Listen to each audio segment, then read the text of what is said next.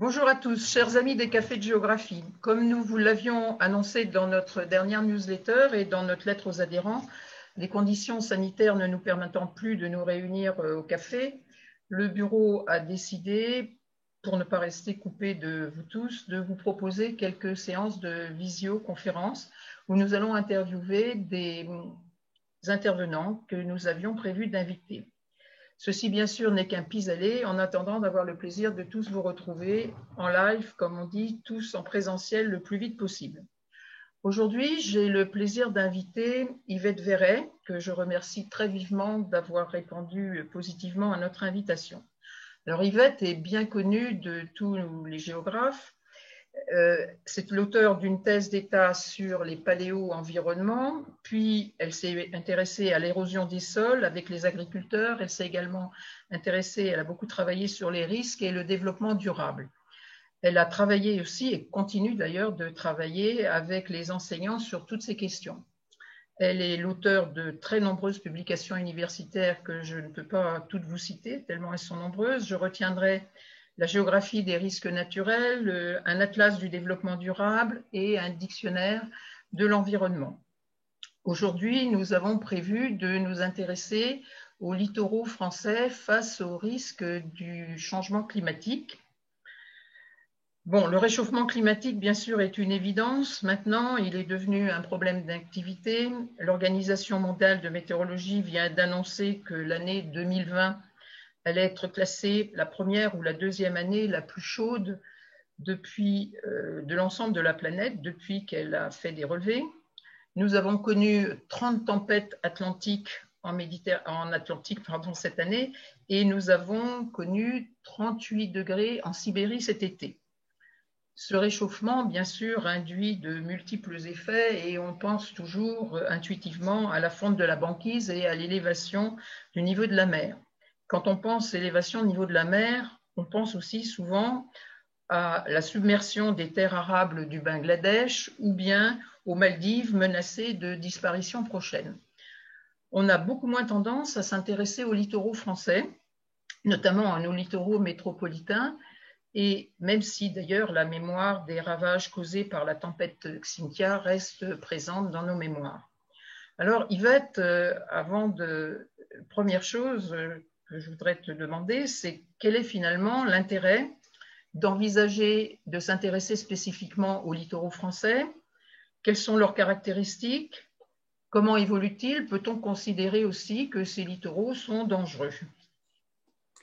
Bonjour à tous, et c'est une question tout à fait pertinente et tout à fait majeure parce que la France dispose de 5500 km de linéaires côtiers sur les 20 000 dont elle dispose, en ajoutant tout ce qui concerne les îles dont nous sommes, qui sont français à travers les océans.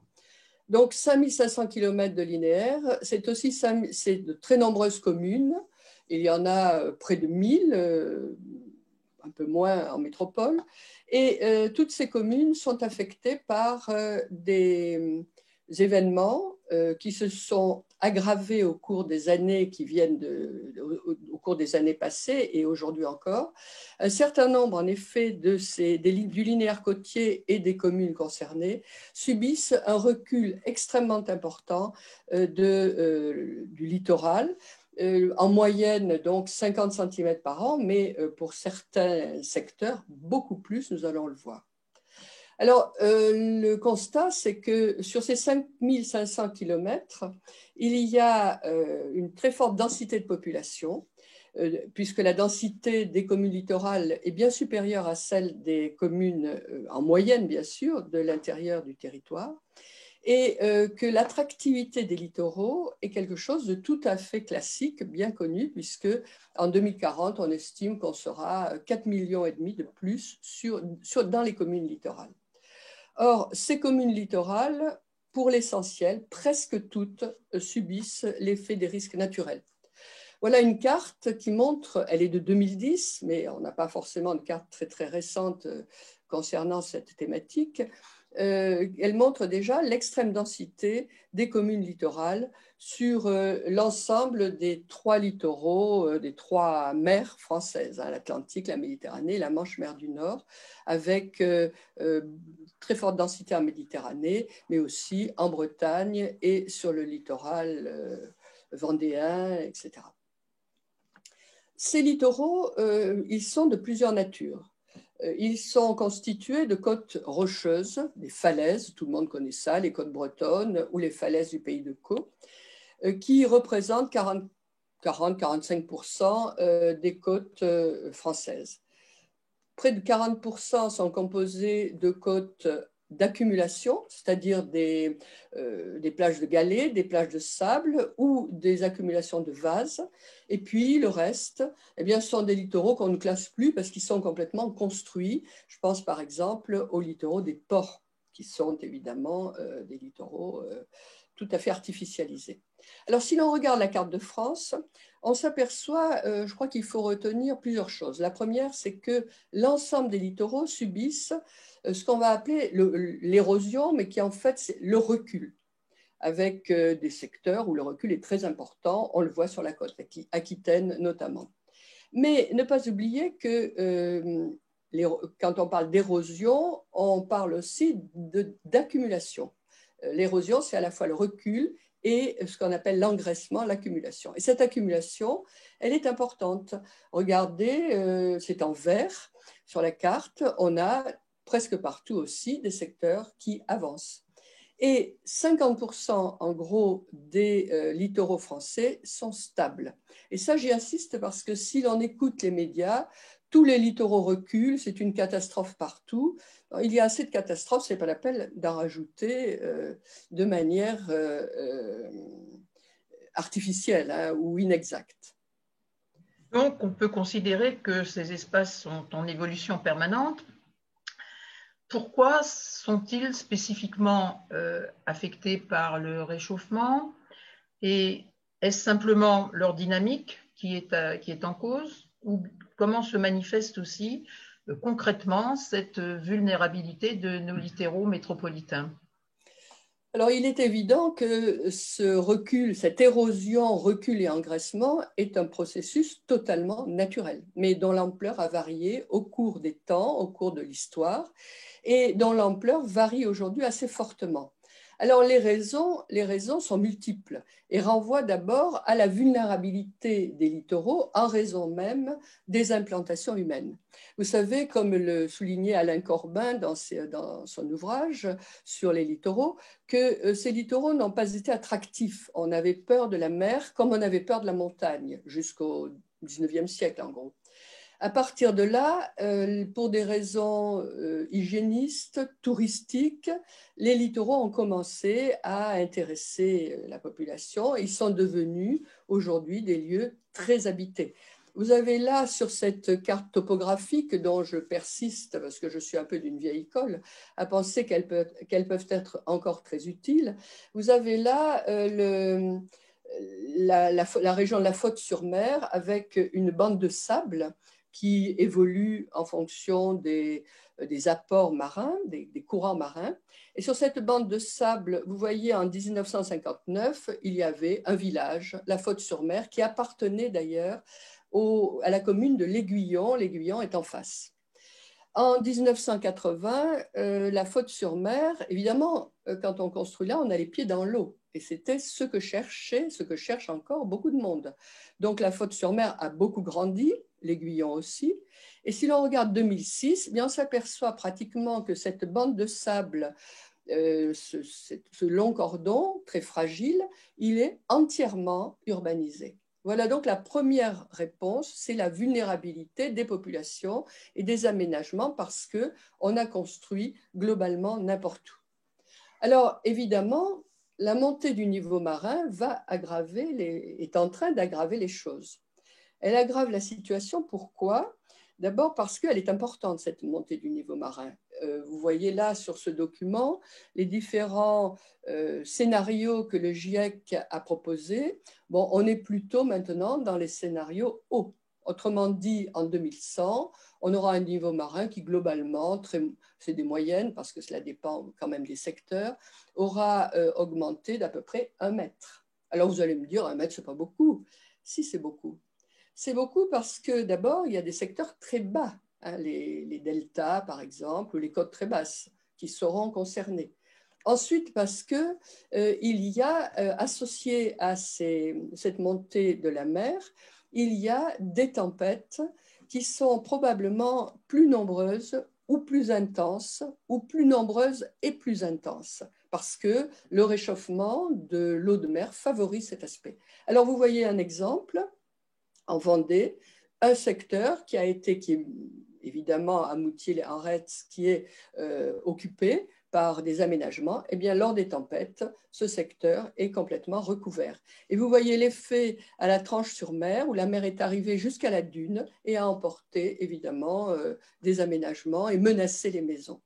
Alors la situation est la même, a été la même lors de la tempête Xynthia dont Madame Martinet a parlé, avec le processus qu'on appelle de submersion marine, c'est que la mer rentre plus profondément dans les terres et vient inonder les terres basses. Alors vous voyez ces petites maisons, à peu près toutes sur le même modèle, qui ont été complètement inondées et pas d'étage pour grimper et pour par conséquent s'échapper, et des systèmes électriques qui font que les gens sont restés noyés chez eux. Ils n'ont même pas pu sortir pour des raisons de... Ils étaient enfermés. Alors, c'est à la Faute-sur-Mer ou à l'Aiguillon, et regardez où l'on a construit, où l'on a laissé construire. Vous avez cette langue de sable construite par les apports littoraux, par la dérive littorale, et tout ceci très très bas est construit derrière des digues. Or, les digues ont été submergées ou éventuellement percées. Et vous voyez que tout ce secteur, qui s'appelait d'ailleurs les voiliers, hein, c'est peut-être pas un hasard, s'est retrouvé dans l'eau avec 20 morts dans cette région stricte de la Faute-sur-Mer. Donc, ces tempêtes plus importantes, plus fréquentes et plus intenses vont affecter de plus en plus les littoraux, et notamment les littoraux bas. On vient de le voir avec la Faute-sur-Mer. Vous avez là 2 exemples en Aquitaine, celui de Soulac, avec le grand bâtiment qui s'appelle le Signal, et celui de Lacanau. Mais, chose intéressante, Soulac comme Lacanau, qui sont des petits bourgs, ont été construits au départ loin de la mer. Et on le voit sur la carte, on voit qu'il y a 2 lacanaux. Il y a un lacanau à l'est des étangs et il y a un lacanau sur le littoral. Parce que pour des raisons d'attractivité du littoral, de très forte attractivité, on s'est de plus en plus rapproché du littoral. Et ce littoral, si je prends Soulac, il était 200 mètres au-delà de cette construction, car la construction a été faite sur la dune quand même. Évidemment, on ne s'attendait pas à une situation identique. Alors voilà l'effet de ce recul, quelques photos pour vous montrer l'importance de la question. Ça se passe à Biarritz, cela se passe donc au Pays Basque, ou cela se passe près d'Arcachon, la tête de Buch, etc. Donc des conséquences très très importantes. Et puis, ce recul ne concerne pas que les littoraux bas, les littoraux sableux, il concerne aussi les littoraux rocheux. Vous avez 2 exemples sur cette photo. Celui à droite de la côte des Basses du Pays Basque et à gauche, les calcaires du pays de Caux. Nous sommes là à l'extrémité du pays de Caux, à Holt, donc en Picardie. Et les 3 photos qui sont en bas de document sont intéressantes. La première, 1902. On voit bien ce village construit exactement sur la falaise, avec la rue numéro 1, la rue numéro 2. Et puis on voit en 1934 que la rue numéro 1, pratiquement elle n'existe plus, elle est dans l'eau. Et on voit qu'en 2008, la rue numéro 2 n'est pas loin de l'eau. Alors, dans ce cas-là, évidemment, il faut trouver des solutions. Et vous avez bien compris que le problème clé, c'est le recul du littoral, les tempêtes accélérées, etc., mais aussi les aménagements, bien entendu. Alors, que faire? Oui. Est-ce que nous sommes condamnés à regarder les falaises s'effondrer, les habitations disparaître, les dunes se replier? Bon, je crois qu'il y a eu toutes sortes de choses qui ont essayé d'être faites, notamment une législation abondante qui a été prise en France. Finalement, comment on peut résumer les situations qui sont mises en œuvre actuellement pour faire face aux risques par les pouvoirs publics? Et ça coûte cher, j'imagine, donc qui doit payer tout ça? Alors, face au danger, que faire? Il y a eu et il y a plusieurs solutions. La plus ancienne, celle que l'essentiel de la population demande encore, c'est se défendre. Autrement dit, on le voit sur ce schéma, c'est installer des digues dans le cas du littoral ou le long des cours d'eau inondants. Deuxième solution qu'on commence à envisager, c'est l'adaptation. S'adapter, c'est-à-dire accepter le fait que la mer monte et qu'il y a des dangers, mais construire autrement, par exemple au bord des fleuves, construire sur pilotis, mais construire en zone inondable. Troisième solution, évidemment, sur laquelle nous resterons quelques instants, c'est s'éloigner. Autrement dit, c'est déplacer la population, les aménagements et les activités. Vous avez compris que ça n'est pas très simple. Alors, rappelons simplement que sur toute cette question de risque, naturel notamment, la première question, c'est la connaissance. Il faut connaître l'existence du risque, il faut éduquer au risque, c'est ce que les enseignants tentent de faire depuis longtemps, mais c'est toujours très difficile. Et il faut savoir que chaque commune dispose d'un document qui s'appelle le DICRIM, un document d'information sur les risques, qui est accessible à tout le monde et qui est souvent sur Internet. Et il faut savoir aussi que le département dispose d'un document qui précise tous les dangers dans toutes les communes. Donc déjà, on a des informations. La deuxième réponse, c'est la protection. Elle est très ancienne, elle d'ailleurs. C'est la construction de digues, c'est la construction d'épis sur les littoraux, par exemple. La troisième solution, qui remonte surtout aux années 80, donc ce n'est pas très vieux, c'est une réglementation extrêmement stricte sur le fait de ne pas construire en zone à risque. Mais vous comprenez bien que quand on est sur le littoral, il y a d'énormes enjeux fonciers parce que vous avez un beau terrain, du jour au lendemain, on vous dit il est en zone rouge, donc vous allez faire énormément de pression auprès du maire pour construire, et vous ferez les mêmes pressions quand évidemment vous serez fortement affecté par l'inondation pour être remboursé. Le troisième aspect des solutions, c'est la prévision. Ça, c'est très bien fait, je crois, en France aujourd'hui, c'est-à-dire qu'on a des cartes orange ou rouge qui préviennent du risque, on a des systèmes d'alerte, mais encore faut-il que la population soit à même de faire ce qu'il faut, c'est-à-dire le jour où c'est vraiment rouge, de rester chez elle, ou en tout cas de répondre aux injonctions des autorités. Alors, lorsque la crise survient, bon, on la gère, et là, il y a des plans multiples qu'on appelle plans hors sec. Et ensuite, on traite la crise, la post-crise, il faut reconstruire. Mais faut-il reconstruire à l'identique? Faut-il reconstruire dans les secteurs qui viennent d'être très fortement affectés? La question se pose aujourd'hui, par exemple, dans les vallées des Alpes-Maritimes. Et enfin, il y a le retour d'expérience qui est obligatoire, c'est-à-dire l'obligation d'aller faire le point sur la manière dont on a géré la crise pour essayer de rendre les espaces plus résilients, c'est-à-dire faire en sorte qu'ils réagissent mieux à la prochaine fois au danger. Alors, les solutions, rapidement, il y a déjà des aménagements qui sont faits. Et en 2017, sur la côte languedocienne, sur ces grands lits d'eau qui sont des secteurs construits de sable ou de vases entre les étangs et la mer Méditerranée, il y avait énormément de problèmes d'érosion, etc. Donc on a déplacé une route, on a fait de nouveaux accès aux plages, etc. Donc on sait faire ce type de choses. On a rechargé les plages en sable pour qu'elles soient moins affectées par les tempêtes.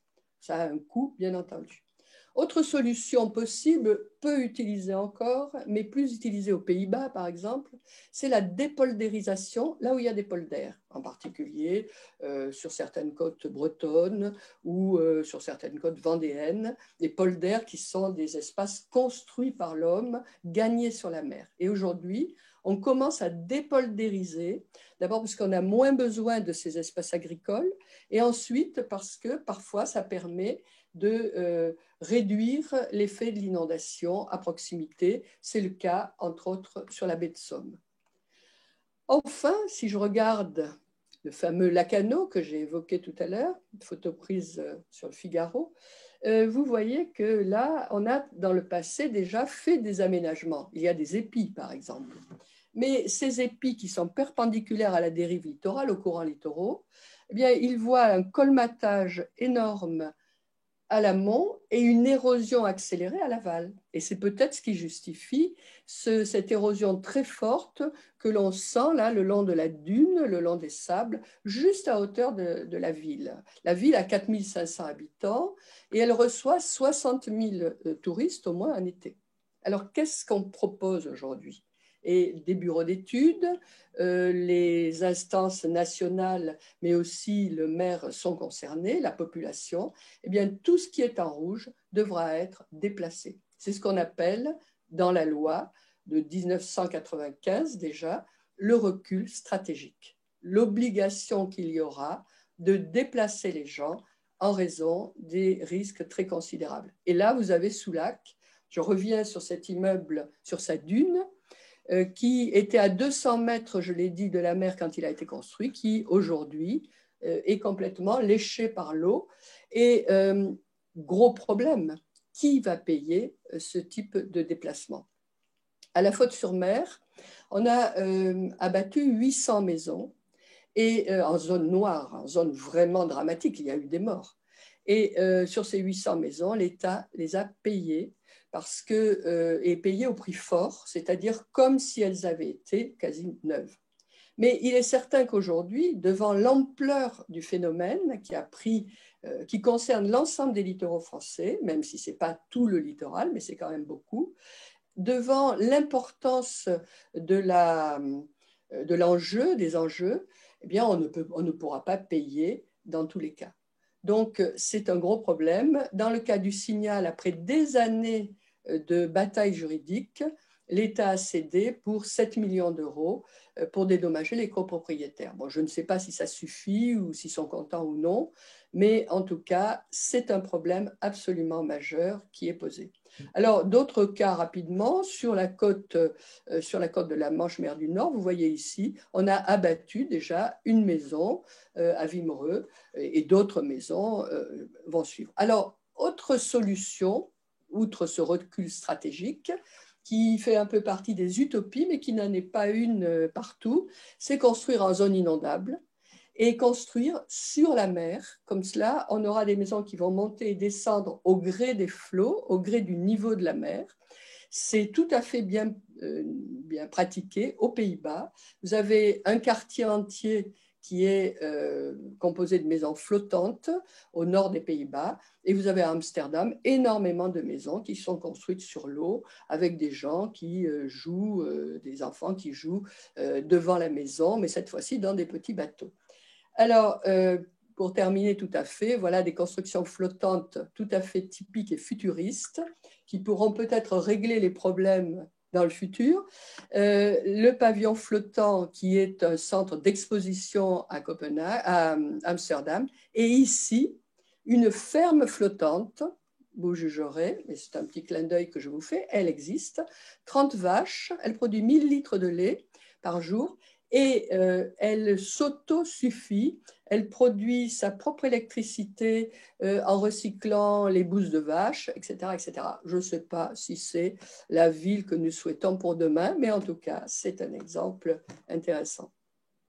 Tu as évoqué là justement les indemnisations qui étaient assez généreuses il y a quelques années, qui le sont moins actuellement, mais même indemnisés, les propriétaires évidemment n'acceptent pas toujours de voir leur habitation disparaître. Il y a la dimension économique, mais il y a bien sûr aussi toute la dimension émotionnelle. Donc comment finalement, quelles sont les réactions des populations? Est-ce qu'il y a une opposition marquée ou est-ce qu'il y a une certaine résilience devant cette obligation, notamment des replis stratégiques? Si on regarde le cas de Lacanau, par exemple, qui est réellement où l'on discute de ces questions, évidemment, il y a un grand mécontentement de la part des populations qui ne comprennent pas toujours l'ampleur du danger, qui sont extrêmement attachés à leur lieu de vie, on peut le comprendre. Donc, c'est très, très difficile de faire accepter cette situation. Par exemple, à Holt, dans le cas de Holt, tous les secteurs qui sont condamnés à être vidés de leur population sont parfois revendus à bas prix et réinvestis par des gens qui ensuite, qui viennent d'ailleurs et qui viennent se battre pour se battre évidemment juridiquement pour rester là. Donc c'est un vrai problème. Et si je prends ce qui s'est passé à la Faute-sur-Mer, la Faute-sur-Mer, je vous ai dit, il y a eu 20 morts. Il y en a eu 50 sur la côte atlantique lors de la tempête Xynthia. Et l'État a évidemment dû faire démolir des maisons et d'assez nombreuses maisons, mais les payer au prix fort. Bon, il faut se rappeler que ces maisons étaient de petites maisons de population assez modeste, qui avaient économisé probablement toute leur vie pour aller s'installer au bord de la mer, les pieds dans l'eau, le plus possible du littoral. Mais elles s'étaient installées derrière des digues et dans des secteurs, pour certaines, qui étaient au-dessous du niveau de la mer moyenne. Donc, évidemment, ces digues, lors d'une très grande tempête, comme il y a eu au mois de février 2010, ces digues ont été dépassées et elles ont été ouvertes aussi. Il y a eu des brèches dans les digues. Et donc, il n'était plus question de laisser une population s'installer là. Et vous voyez, quelques jours après, la manifestation, nous restons, c'est-à-dire que les gens ne veulent pas partir. Il y a l'attractivité de la mer, du littoral, les pieds dans l'eau qui comptent beaucoup. Hein. Il y a cet intérêt pour le lieu de vie qui justifie les difficultés. Par conséquent, nous sommes là à l'aube de très grandes difficultés qui, évidemment, auxquelles s'ajoutent les coûts. Car, comme je l'ai dit, malgré le fonds Barnier, c'est-à-dire toute l'aide au remboursement des dégâts en cas de crise ou de catastrophe, eh bien, naturelle, j'entends, il est tout à fait évident que la situation ne va faire que s'aggraver au cours des années à venir. Voilà, je vous remercie. C'est nous qui nous te remercions beaucoup de cette intéressante et brillante présentation qui, je l'espère, aura satisfait la curiosité de nos amis des cafés de géographie. Merci beaucoup, Yvette Verret.